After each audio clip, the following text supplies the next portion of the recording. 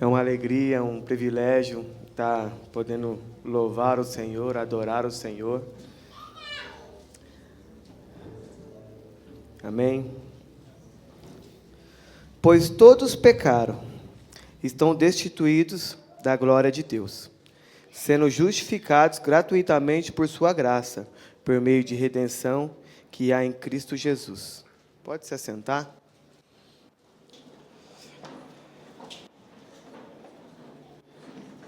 Tem algumas palavras que entram no nosso coração com a ajuda do Espírito Santo que elas não saem mais.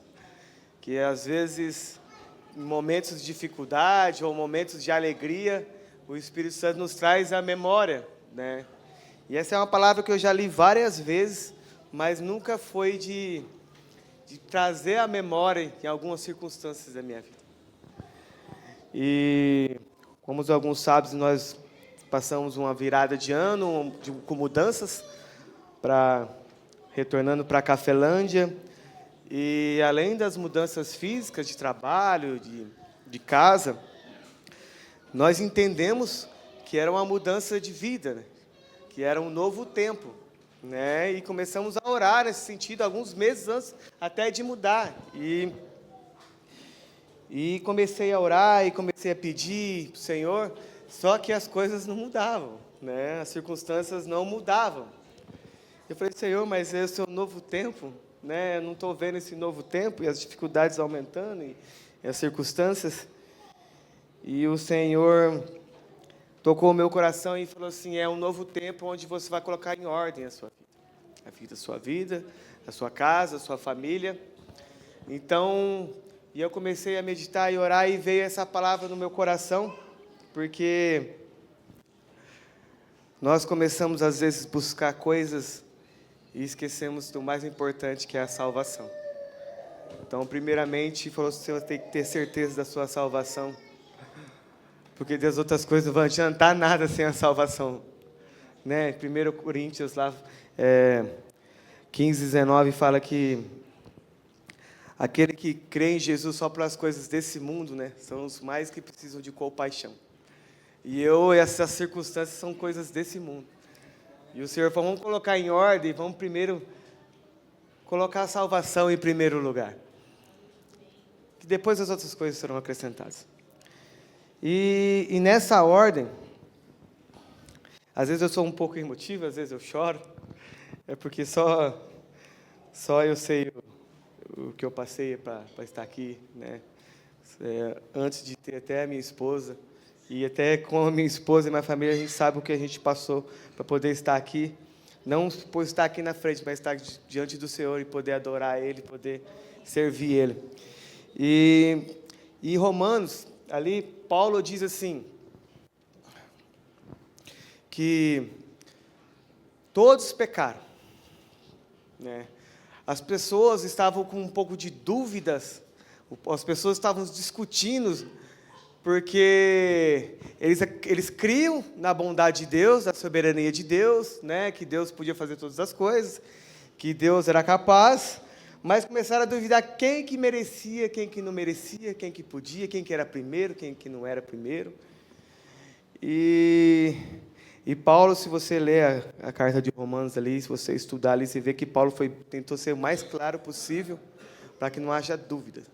E ele falou assim, todos pecaram. E todos precisam da misericórdia de Deus. Todos necessitam da misericórdia de Deus para ser salvo. Então não tem exceção. E veio na minha memória, um dia que eu fui no médico, né? Eu não sou muito de ir em médico, e fui ver um resultado, o médico falou assim, você está doente. E essa doença não tem cura. Só que não era uma coisa assim, não é uma doença que vai me levar tão cedo, né? Creio, né? Então eu vi algumas circunstâncias no trabalho onde as pessoas são desligadas, né? Então dá uma notícia para a pessoa, né? Às vezes a pessoa sobre uma doença, sobre uma notícia ruim. E eu falei, meu Deus, nós às vezes ficamos sem dormir, ficamos tão apreensivos quando a gente acha que vai receber uma notícia ruim, quando a gente vai em algum diagnóstico, já vai em alguma coisa. E E quando recebemos a notícia, ficamos sem chão, as coisas de valor, né, perde o valor, né, as coisas, né, o tempo começa a ficar mais curto quando você começa a pensar, você começa a pesquisar, você fala, meu Deus, não vai dar tempo para isso, não vai dar tempo para aquilo, e você começa a meditar nisso, e o Senhor falou assim, você já leu essa palavra várias vezes, que diz que todos pecaram, todos estão condenados. E você está no meio, eu nunca vi você ficar desesperado. Nunca vi você com temor de perder a salvação, de não ser salvo, que o seu coração ainda está nessa terra, ainda está nas coisas desse mundo. Então, nós, muitas vezes, recebemos essa notícia, choramos, desesperamos, ligamos para todo mundo, pedimos orações, e quando a gente lê uma palavra dessa aqui, onde Paulo fala assim, todos estão condenados. Todos precisam. E nós lemos e começamos a ler outras coisas, porque buscamos outras coisas, e o Senhor falou, você tem que voltar e buscar primeiro o básico, que é a salvação, que não é o básico por ser simples, mas é porque é o primeiro, é a base, é a salvação. Porque senão você vai lutar, né? E não vai adiantar nada nessa terra. E Paulo, antes de falar sobre a salvação, antes de dar a solução, né? Antes de dar a esperança para todos, ele colocou todos no mesmo pacote. Então, eu lembro muito bem quando a gente estava no começo aqui da igreja e as pessoas começavam a vir. Eu lembro um dia que foi pregado assim que, quando a gente entra na porta, a porta era aqui ainda, né? Todos são iguais diante de Senhor. Todos precisam da mesma coisa. Mesmo aquele que está no fundo do poço ou em cima de uma montanha, os mesmos estão distantes do Senhor, estão distantes do céu. Então, todos precisam. Então, Paulo colocou primeiro todos no mesmo pacote, no mesmo lugar, na mesma situação. E comecei a meditar quem somos nós, né? Porque aqui agora o Paulo vai falar sobre a justificação, né? Porque nós conseguimos ser salvos, mesmo sem merecermos. E aí a gente coloca o Senhor Deus, né? Soberano. E as pessoas começaram a contradizer o Deus. Como é que Deus vai ser justo? Como é que Ele vai pregar a justiça se um matou, outro fez um pecado menor, e o outro recebeu, os judeus receberam a palavra primeiro, outros receberam Jesus, como que Deus vai ser justo? E começaram a fazer essas questões, e questionar, né? E Paulo começou a defender, né, a justiça de Deus. Aí eu comecei e falei, meu Deus, e muitas vezes nós também nos questionamos, como que Deus é injusto, como Deus não é justo, como é que Deus pode salvar tal fulano, né? Assim como me salvou, né? Como Deus pode, né? Pessoas que nascem já na palavra, e eu nasci perdido, e Deus não é justo. Né? Começa, né? Deus não está justo isso aí, as nossas leis, os nossos pensamentos. Aí o Espírito Santo tocou meu coração e falou assim, Deus, quando justificou nós, nós fomos justificados, não é para agradar nós, né? Não é para prestar contas para nós, não é para mostrar para nós, William, você está satisfeito agora? Vou te mostrar isso, você está satisfeito? Né? Você está satisfeito pela minha decisão? Deus tem uma justiça, né? Aí você se coloca tipo num julgamento, né? Onde está Deus, Criador de todas as coisas, onde está o Filho dele, onde não tem pecado nenhum, onde que se entregou por nós, e estamos nós lá. E quem está questionando? Nós, né? Quem está questionando? Nós. Aí esses dias meditando, falei, Senhor, o mundo está perdido, vendo as notícias, né? A gente começa a ver as mesmas coisas no WhatsApp, ver as coisas na televisão. E o Senhor falou assim, o ser humano é pior do que o mundo. Às vezes nós comparamos, achamos que o mundo é o pior, Mas se tirar as leis do mundo hoje, a gente se acaba, se destrói.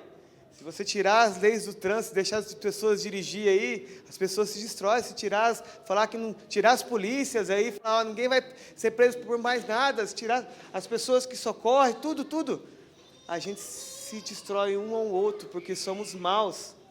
E às vezes a gente colocamos a culpa no mundo e falamos assim, nós somos piores do que o mundo. Daí isso estamos Deus, Jesus e nós nesse julgamento, para ser justificado. A fonte é Deus, a base da justificação é Jesus Cristo, e o meio de justificação é a fé. E aí vem uma analogia para mim que, imagina se Jesus está aqui, e antes de Jesus ir para a crucificação, teve um julgamento, né? Onde colocaram Jesus e colocaram Barrabás, para escolher um para ser liberto. E o Senhor falou, imagina se você fosse Barrabás, e você tivesse que tomar a decisão, se você fica livre, ou Jesus fica livre. Qual que é a sua decisão? Porque nós temos uma mente que nós não gostamos de dever para as pessoas. Nós temos uma mente que se alguém fazer algum favor para nós temos que dar um jeito de retribuir esse favor. A gente não gosta de ficar devendo. Se a gente for morar na casa de alguém, ficar na casa de alguém, a gente tem que dar um jeito de fazer alguma coisa para justificar ou compensar isso. E um dia eu vi uma frase que fala assim, os bons vão para o inferno e os ruins vão para o céu. E eu não entendia muito bem até que veio essa analogia, porque se você olhar um cenário onde a pessoa fala assim, não, Senhor, eu não vou deixar você morrer por mim. Eu sou pecador. Eu não posso fazer isso. O Senhor que fique livre. E eles me condenem. Eu que carregue a cruz. Esse é o bom. Esse é o que se acha. A palavra diz, aquele que se exalta será humilhado. Mas aquele que se humilha e fala, Senhor, eu não tenho condições. É só o Senhor que tem a condição de carregar esse peso. É só o Senhor que pode fazer isso por mim. E eu nunca vou poder pagar isso. Não tem como eu pagar. E eu vou ter que aguentar aqui, vou ter que ver você fazer isso. Vou ter que assistir você fazer isso e eu não vou poder fazer nada, porque é inútil, é só o Senhor que tem o poder. Esse é o fraco, esse é o ruim. É o ruim que vai ser salvo. Aquele que é bom o suficiente a achar que não precisa de Jesus, é aquele que vai ser condenado. Então isso veio no meu coração com temor, porque muitas vezes a gente queremos se justificar, porque, como eu disse, a nossa natureza é querer fazer algo para o Senhor. E não tem como. O nosso trabalho aqui é acreditar, é ter fé, e acreditar o que Ele fez é suficiente. Que não precisa fazer de novo, e o que Ele fez foi suficiente para todos os meus pecados. Aqueles que eu cometi e aqueles que eu vou cometer ainda. Porque a salvação não é um processo. A salvação foi um ato. A nossa santificação é um processo. Mas a salvação foi um ato que já foi feito. Não vai ser feito, ele já foi feito. E naquele dia, nós fomos justificados. Nossos pecados não foi absolvido. A gente dizer assim, a pessoa consolar nós, não, aquilo que você fez não é tão ruim assim. Aquilo que você fez é ruim sim. Mas o sangue de Jesus foi suficiente, não para apagar, mas para justificar. Lá onde Deus vai olhar lá e falar assim, ó, está condenado. Ele não vai colocar absolvido, porque absolvido é aquele que não precisa mais pagar, que foi inocentado. Não, nós fomos justificados pela justiça de Deus. Onde Deus, Ele como puniu o pecado. Porque o salário do pecado é a morte. Ele puniu o pecado, foi justo, só que não é nós que pagamos. É Jesus que pagou por nós. Então, é um julgamento onde todos saíram satisfeitos. Foi justo, foi legal.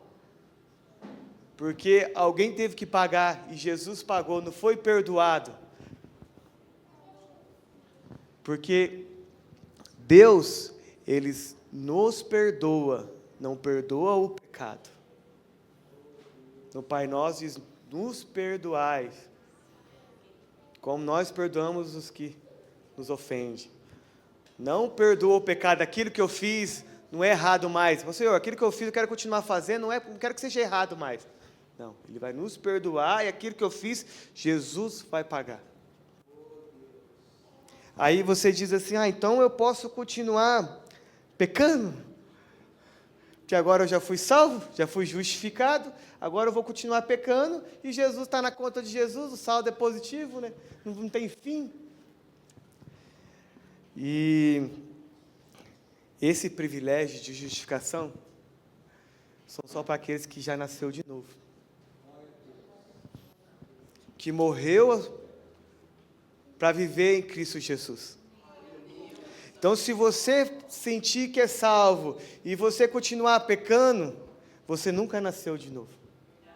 Você vai continuar pecando porque todos pecaram, todos precisam, mas você vai se arrependendo, você vai pedindo perdão e o Senhor Ele é justo, Ele é fiel, vai te perdoar pelas suas ofensas. Mas se você começar a ver que aquilo, né? Porque assim, Jesus levou os nossos pecados. Mas perguntaram para Jesus, o que você acha do pecado? Porque Ele que está pagando o preço, né? O que você acha das pessoas que estão pecando? E Ele falou assim, se você for pecar com os seus olhos, e isso te levar para o inferno, melhor que você perca um olho, vá com um só, do que com os dois ir para o inferno. O seu pé, o seu braço, se tiver que perder um, é melhor que você vá sem um. Né? Em Provérbios diz que aquele que peca e continua pecando é como um cachorro que volta a lamber os vômitos, que vomita, depois volta lá a lamber lá os vômitos. Então o pecado ele não foi diminuído com a justiça, ele não foi, né, para que se torne normal na nossa vida. É que Jesus era o único jeito, não tinha outro jeito. Era só Jesus que era capaz de fazer, que era capaz de nos justificar.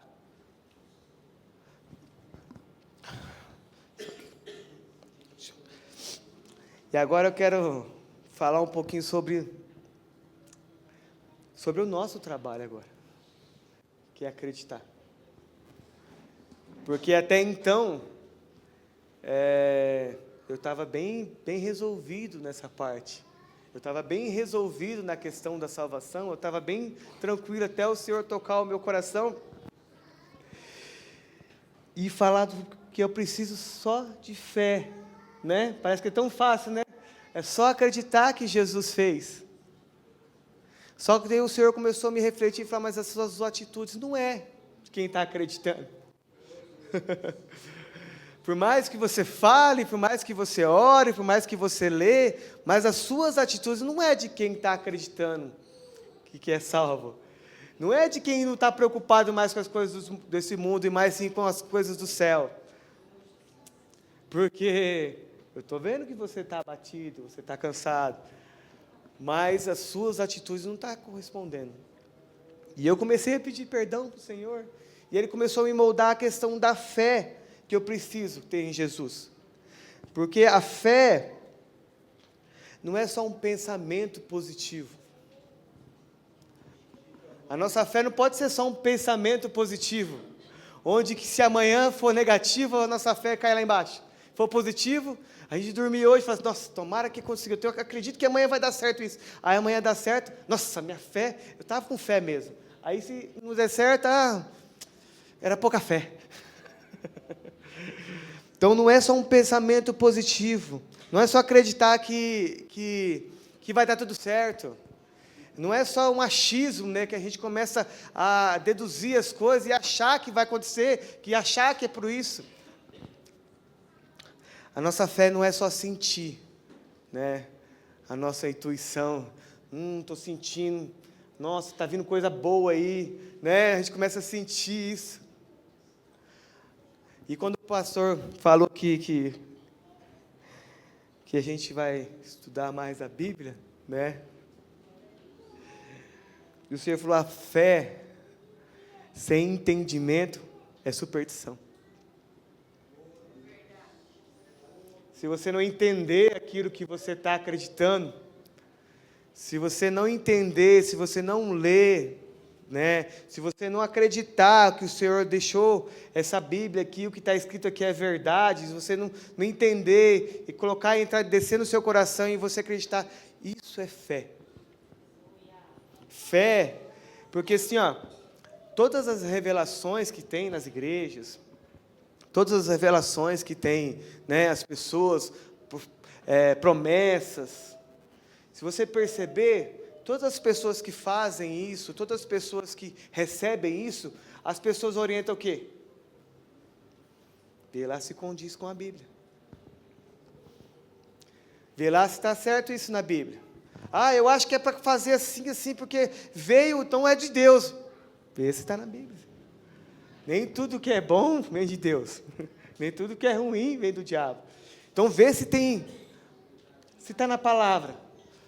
Então a fé é você ler a palavra e acreditar no que está escrito. E aqui a palavra diz que todos pecaram, então não tem como, você pode ser o melhor que seja, você pode se esforçar o mais que você puder, você não vai merecer, e você vai precisar de Jesus. E diz que você precisa de Jesus, porque o que o Jesus fez é suficiente.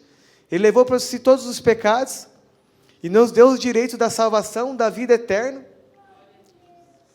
E diz que nós precisamos acreditar nisso. Se a gente acreditar e tiver fé nisso, nós vamos ser salvos. Então, se está escrito isso é fé na palavra. Essa é a verdadeira fé, com entendimento. E agora, justificado, eu quero comentar um pouquinho, porque depois que eu entendi e senti, né, que eu estava buscando coisas tão insignificantes comparado à eternidade, buscando coisas, né, eu falei, e agora? Como que eu vou viver agora? Como a pessoa que é salva agora, que foi justificada por Jesus. Aí veio a mesma lembrança, quando eu coloquei a analogia de que falar, Senhor, você é o capaz de fazer, e eu não vou poder pagar essa dívida. O que eu posso fazer é passar o resto da minha vida agora agradecendo por aquilo que o Senhor fez. E eu quero estar perto de Ti, porque agora os motivos que eu tenho para viver não é mais para ser salvo, porque agora eu creio na minha salvação. Os motivos que eu tenho para viver daqui para frente é cumprir o propósito que o Senhor tem para mim. Eu não vou mais pensar em ter saúde para ter 100 anos, para ver coisas desse mundo. Se eu viver mais 5 anos ou mais 100 anos, seja para cumprir o propósito de Deus. Não mais para mim, porque eu perdi esse direito das coisas para mim, quando Jesus foi no meu lugar. Então agora que eu viva num propósito agora, para satisfazer o propósito do Senhor. E quanto menos eu pecar, eu vou estar menos distante do Senhor. Porque pecados traz separação do Senhor e da sua plenitude. E como que eu vou cumprir os propósitos do Senhor sem estar longe dEle? Sem ouvir a voz dEle? Sem poder, né, sentir Ele? Se o pecado está fazendo essa separação. Então, como uma nova criatura que já fui vendida, né, por preço de sangue, né, fui pago pelo preço de sangue, agora minha vida é de Jesus, agora eu tenho um propósito para seguir. Para que outras pessoas também possam também ter a salvação. Porque, né, a gente já viu aqui que nós não somos merecedores, não somos dignos. Onde cada vez que eu peco mais, cada vez que eu me contamino mais, cada vez que eu vejo como meus olhos meus lábios e olhos, mentes são impuros, como meu coração é enganoso, cada vez que eu vejo Mas isso eu falo, meu Deus, como eu sou miserável, como eu preciso de Jesus, como eu preciso estar próximo. Então, esse Deus, que é misericordioso, fez isso por nós sem merecermos. Então a gente tem que parar um pouco de questionar, né, essa justiça, como eu questionava, de achar que é injusto, que Deus é injusto, porque Ele usou um filho, único filho, que era justo, para ser condenado injustamente, por alguém que é injusto como eu, que era para ser condenado justamente. Onde aos olhos de todo mundo, se eu fosse condenado, e se colocasse à exposição tudo que eu fiz de errado, tudo que eu, por onde eu andei, as pessoas vão falar assim, qualquer um ia falar assim, ó, foi justo. Foi justo.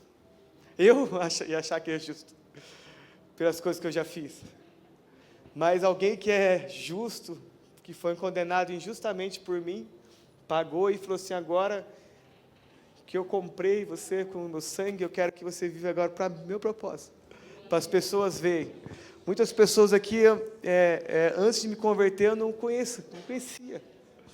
Mas as pessoas que me conheciam antes de me converter, se tivesse aqui, eles iam ver o quanto eu mudei, quanto o Senhor me mudou, de quem eu era, de quem eu sou hoje. E essa fé que a gente temos que crer, que nós às vezes achamos que somos bons porque acreditamos, também não vem de nós. A palavra já diz que a fé é o dom de Deus, dado a nós por graça, gratuitamente. Então aquilo ainda que nos leva à salvação, que é para ter fé, ainda não vem de nós ainda vem dele. Pegou lá do lamaçal, lá está tirando a lama, até hoje tirando a lama, sem merecer nada, colocou o seu filho em troca, né? Não tinha motivo nenhum, onde não precisava, olha, qualquer pessoa ia falar assim, ele merece mesmo. Ninguém ia questionar, talvez só minha mãe, que também não sabe das coisas que eu fiz também, que ia pedir para o Senhor a misericórdia, mas, e Ele faz isso conosco. Eu queria que vocês ficassem de pé.